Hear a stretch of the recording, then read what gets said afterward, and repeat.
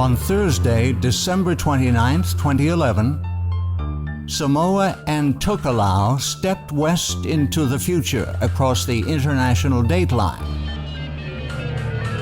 Skipping December 30th, the next day was declared to be December 31st, 2011. The move was purely for economic convenience.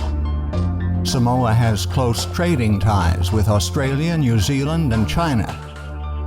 Being one day behind their closest neighbors cut 2 days, Monday and Friday, from each work week. While most Samoans welcome the change, the skipped-over date presents serious challenges to Christians who conscientiously believe the week has cycled without interruption since creation, and they need to worship on a specific day of the week.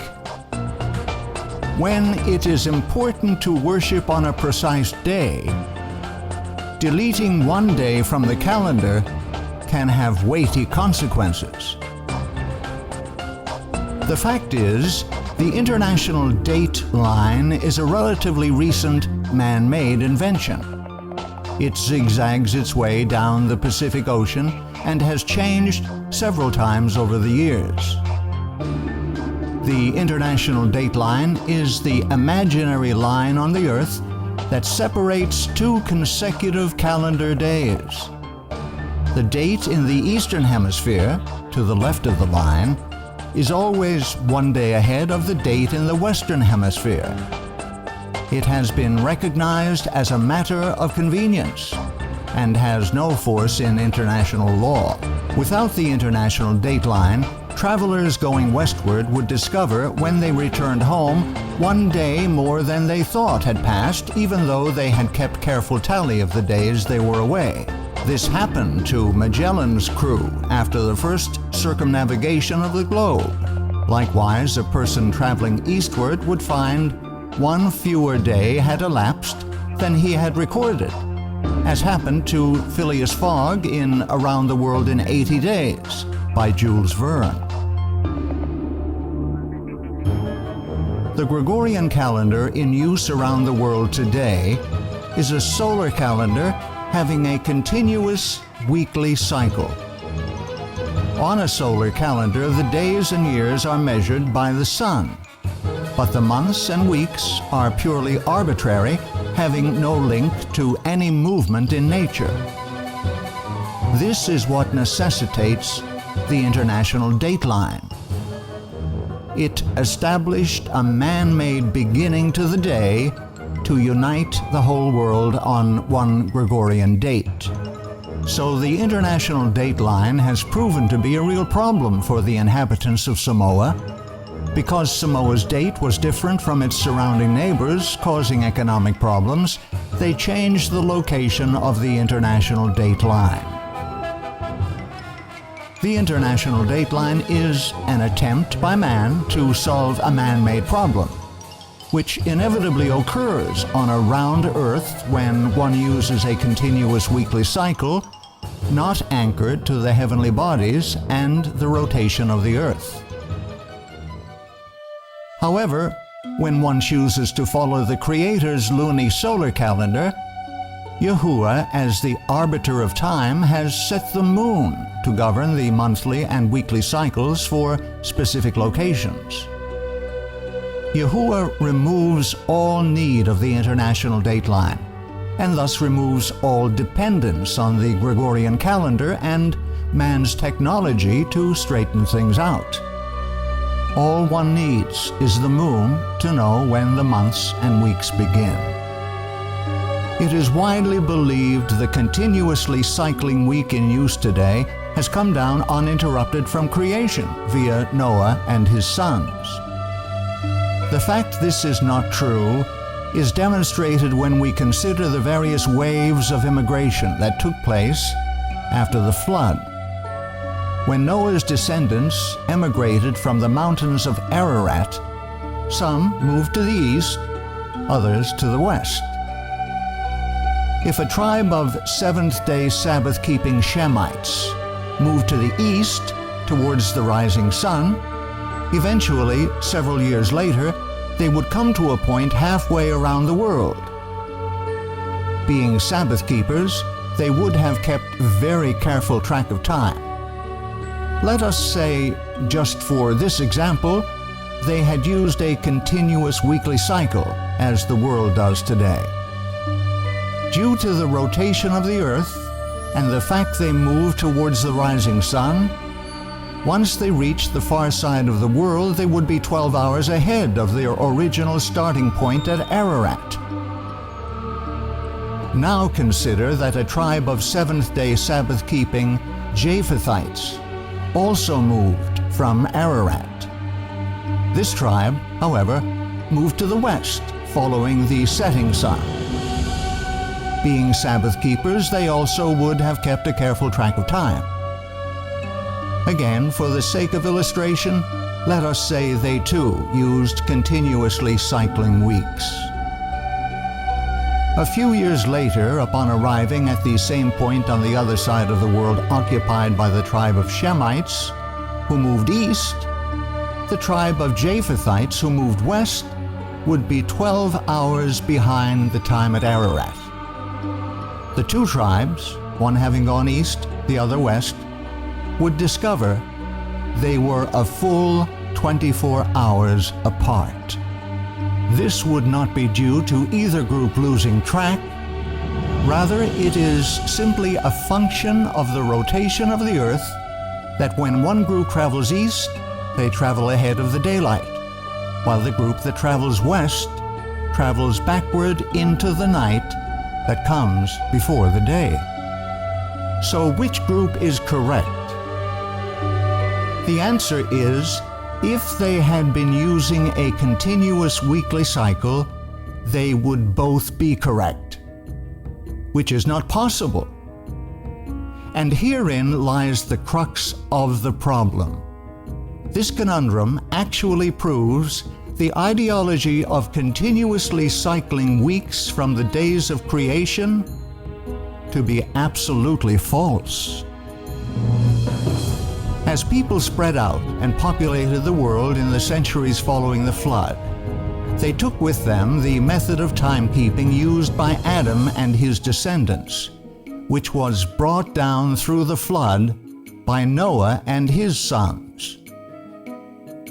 This method of timekeeping, established by Yahuwah at creation, was the lunisolar calendar. Unlike the solar Gregorian calendar, which uses only the sun for marking time in days and years, the lunisolar calendar uses both the sun and the moon for time calculation.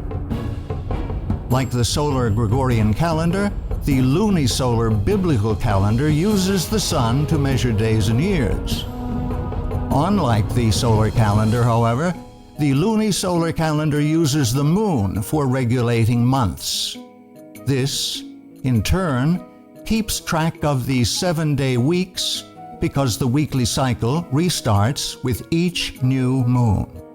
The result is, if two tribes moved away from Ararat, one to the east, the other to the west, and encountered each other a few years later on the other side of the world, they would both be 12 hours different from their original starting point at Ararat, but they would not be 24 hours apart from each other. As each tribe moved, they would keep track of time by watching the moon. As the tribes moved closer together on the far side of the world, their observation of the moon would also draw closer and closer together, so that when they finally met, they would both be as at the beginning of their journey, on the same day and the same date. Here is seen the beauty and symmetry of the heavenly system of timekeeping.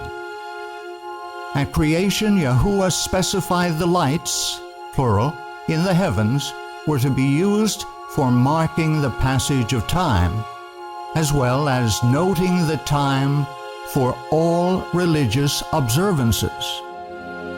And Yahuwah said, "Let there be lights in the firmament of the heaven to divide the day from the night, and let them be for signs, and for seasons, and for days and years. The word seasons comes from the word moed. This is a word widely used to refer to all religious gatherings. In fact, all of the feasts listed in Leviticus 23, the first of which is the seventh-day Sabbath, are also called moedah, the plural of moed. When the Creator set aside the Sabbath day and blessed and sanctified it as holy time, He also created a system whereby people could keep track of the passage of time so they could know and worship Yahuwah Elohim when His Sabbath arrived. It took both sun and moon to create this perfect system of timekeeping. As the anchor to the months and the weeks, the moon regulates time accurately, no matter where you are on earth. Thus were a tribe of Shemites to move east, and a tribe of Japhethites move west and reunite a few years later. They would be united on the same weekly schedule because the basis for their weekly count is anchored in the heavens. It is not grounded on any man-made institution. Scripture explicitly states that the moon was created to mark the passage of time. He created the moon for seasons, moedah. The sun knoweth his going down. Because the modern weekly cycle has no ties to anything in nature, problems arise that do not exist in the lunisolar calendar of creation. Specifically, the need for an arbitrary international dateline. A continuous weekly cycle anchored to nothing in nature is a man-made institution. The international dateline is simply a man-made solution to a man-made problem.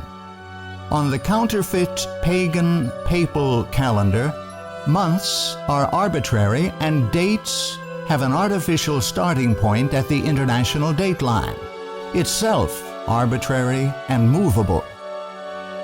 Only on the biblical calendar are months and dates anchored to the lights in the heavens, which were given by Yahuwah for the express purpose of regulating time.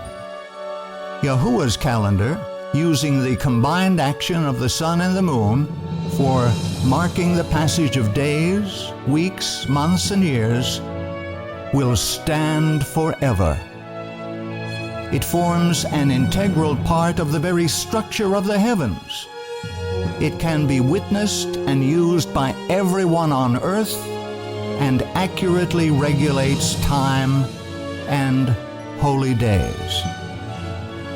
It shall be established forever, like the moon, even like the faithful witness in the sky. With all of this in mind, which calendar will you use to find the correct dates to worship? Man's, the Gregorian calendar, or Yahuwah's, the lunisolar calendar?